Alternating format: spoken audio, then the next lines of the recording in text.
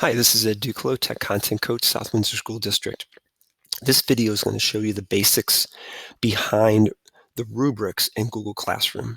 Now, this has been around for a little while, but they've been getting better and better. So we just want to go ahead and explore how you set this up. Little side note, first of all, our go-to for rubrics in Google Classroom up to this point has been with two extensions, Doctopus and Gubrick. Fun to say, but also it was good. They worked well. But like all things Google, once they see extensions that are working well, they tend to go out, buy those, get those, or replicate them in some way, and then move them all within under the same umbrella. And that's what's happened with Google Classroom and Rubrics. So Joe Kmeyer and I collaborated on this. So I'm going to head into one of his AP U.S. histories. Now, one thing that you can do right off the bat is when you get into classwork and you go ahead and you create an assignment, then you have to title it.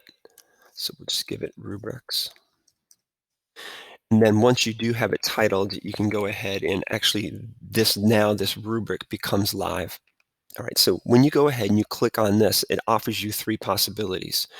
You can create the rubric right now, okay? By just clicking on this, it'll give you the basic format, and then you can go ahead and create your rubric. Now, you could cut and paste from a pre-existing one or something along those lines, okay? The other possibility they do give you is to go ahead and say, you've already created one, so now you can go ahead and reuse this rubric.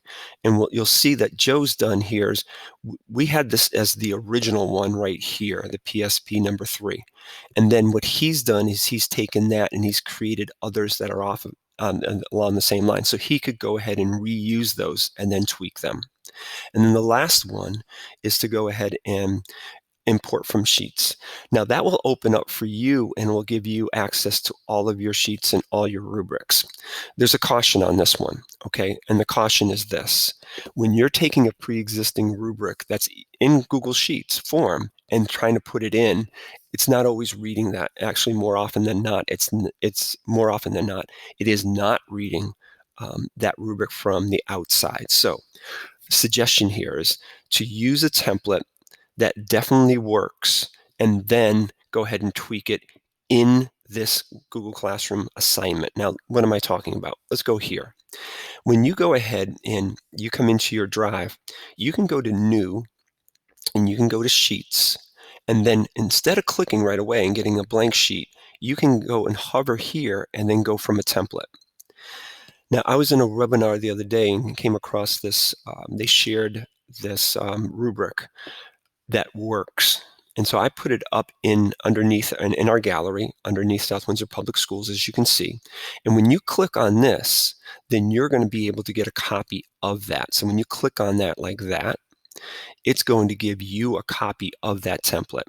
So my suggestion is that's the one that you want to go ahead and use. Okay, Friday Technologies is a group that created it and then shared it out. Do not change anything. Do not change anything that has a formula to it. But if you click on it and it's just a standard, then you go ahead and you tweak it any way that you want. Okay. So now, when you actually do get into your Google Classroom, and we say, let's go ahead and just take a look, and we're going to use reuse a rubric. Let's go down to the original here. You're then going to go ahead and select it, and that means it's pulling it over right now. Now, once it's in, then you're going to be able to open it up and then tweak it any way that you want. You can change the description. You can go ahead and change the points or anything, the descriptors in here. Okay, so you don't have to worry about messing anything up because it's based on a template that does work. You can even at this point go and say, hey, look, you're going to go and let's see, this allows you to edit right now. So I can come in here and I could go ahead and you can see some of the drop-down things that they allow. Deleting the criterion, duplicating, and then deleting. So there's a lot of things that you could do. Like for instance, in this one, I took that template, deleted everything but one criterion, and then added all Joe's stuff. And then we've worked off of that.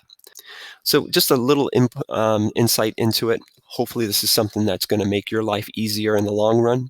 Let me know what I can do to help. Have yourself a fantastic day.